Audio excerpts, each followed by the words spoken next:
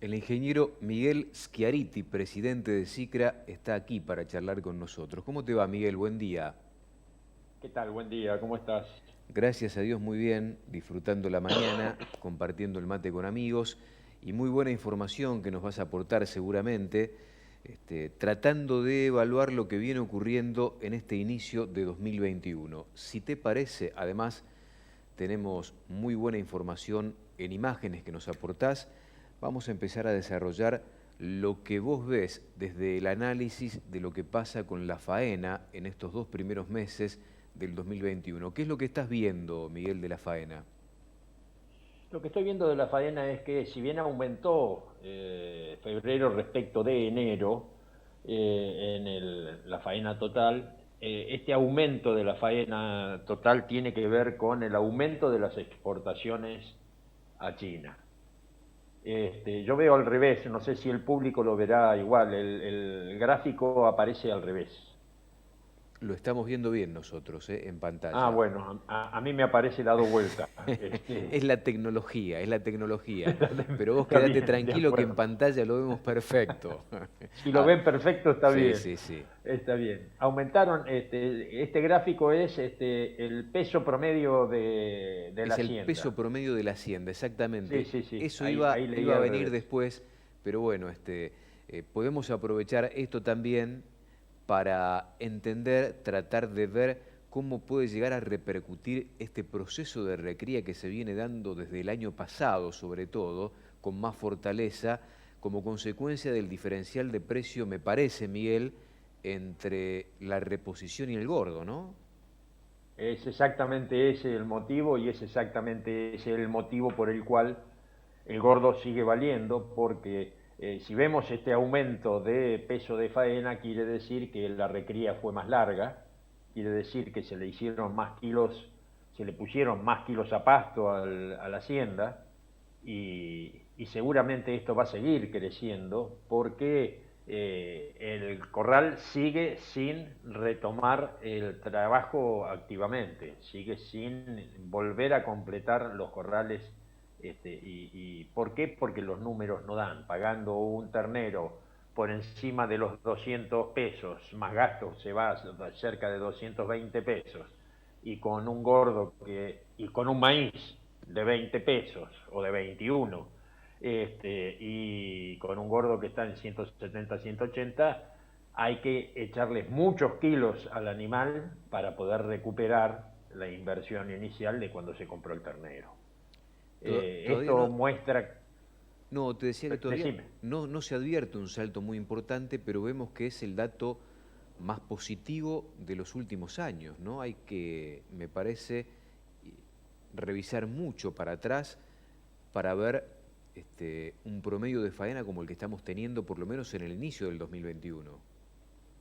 Sin ninguna duda, sin ninguna duda, vos ves el gráfico desde el año 96 a la fecha y te das cuenta que es el punto más alto. Sí. En el 99 hubo algo parecido, pero no se alcanza. Y me parece que a medida que avance el año vamos a ir teniendo un aumento en el peso de faena aún mayor.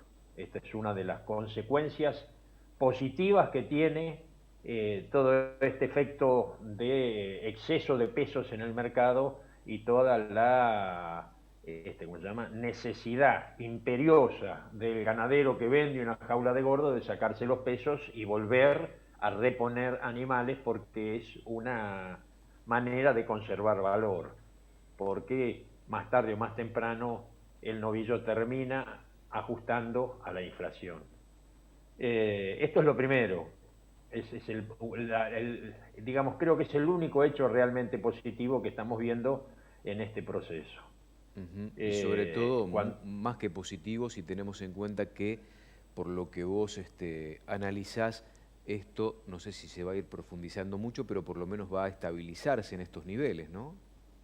a mí me da la sensación que sí, sobre todo durante 4 o 5 meses atrás. Ayer hablaba con Eiras, Sí. presidente de la Cámara de Filoteros, y él nos decía que ha caído el núcleo importante de filoteros, han bajado más del 1% en marzo el encierre, es Claro. decir, siguen casi en la mitad de lo que estaban haciendo, nada más que para mantenerse dentro del sector, para seguir con su trabajo, que en definitiva es eso. Pero la mayoría de la hacienda que tienen comprada la tienen haciendo una recría más larga.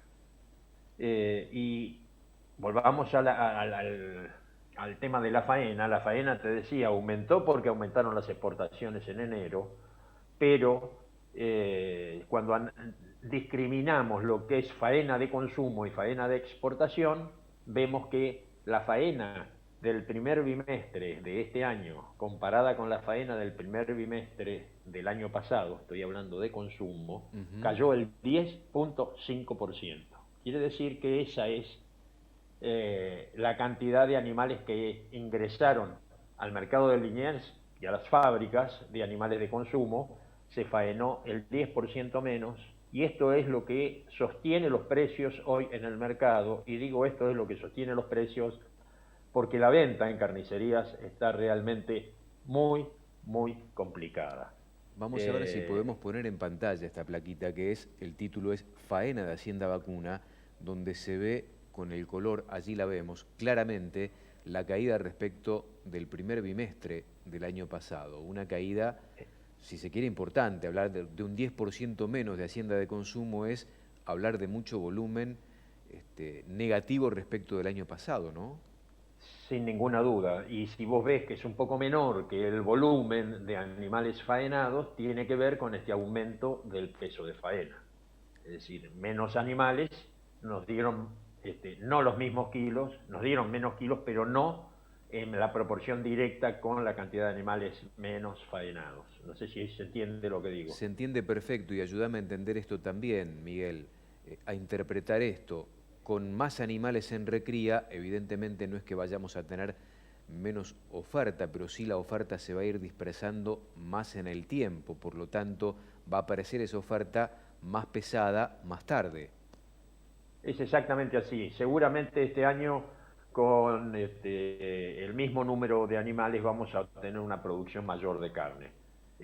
Porque el peso, a mi juicio, va a seguir aumentando. Nadie encierra hoy un ternero de 180 kilos, como se hacía habitualmente, para llevarlo a 300. Hoy me imagino yo que el número para encerrar el animal está por encima de los 250 kilos, para que sea un negocio rentable o de empate para aquel que encierra en un corral.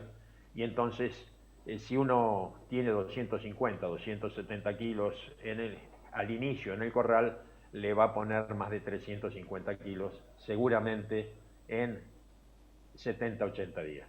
Tal cual. Y vamos a ver algo que para el plato de los argentinos es doloroso, si se quiere, teniendo en cuenta que estuvimos acostumbrados a consumir otros volúmenes de carne bovina. Gracias a Dios existen las carnes complementarias a la bovina que han surtido un efecto importante en materia de involucrar la proteína animal en el consumo diario de todos nosotros, pero cuando hablamos específicamente de la carne vacuna, estamos hablando de consumos muy bajos con respecto a la historia, ¿no?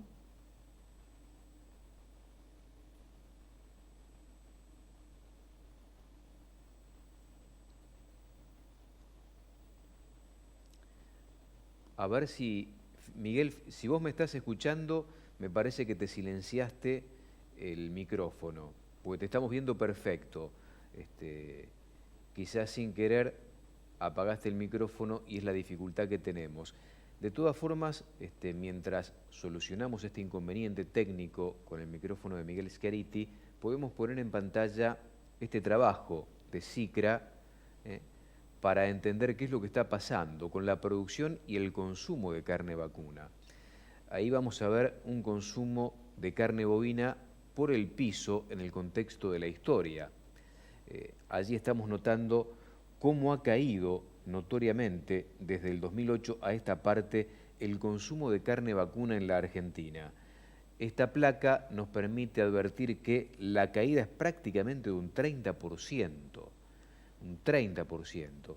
En parte también tendrá que ver con el crecimiento poblacional de la Argentina y determinada estabilidad en la producción de carne. No sé si es para alarmarse, pero es la realidad.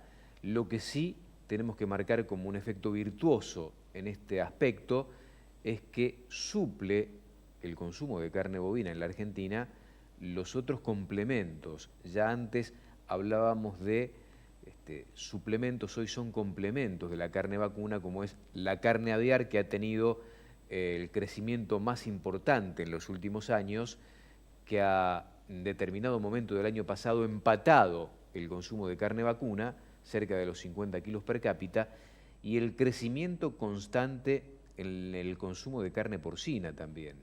El tema de la producción de carne porcina ha ido avanzando de manera tal que ya tenemos cerca de 16 kilos. Si sumamos los 49 de carne vacuna, más los 48, 50 de carne aviar y unos 16 kilos más de carne porcina, hablamos de un consumo de proteína animal de los más altos del mundo.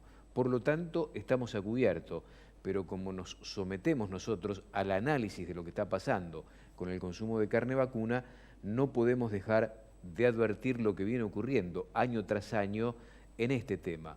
Habrá que ver cómo puede llegar a surtir el efecto el hecho de que Argentina crezca productivamente, en tanto y en cuanto estos procesos de recría se vayan acelerando y empiecen a aparecer a lo largo del tiempo animales más pesados. Esto quiere decir mayor producción de carne que en definitiva se van a destinar tanto a la exportación como al consumo interno.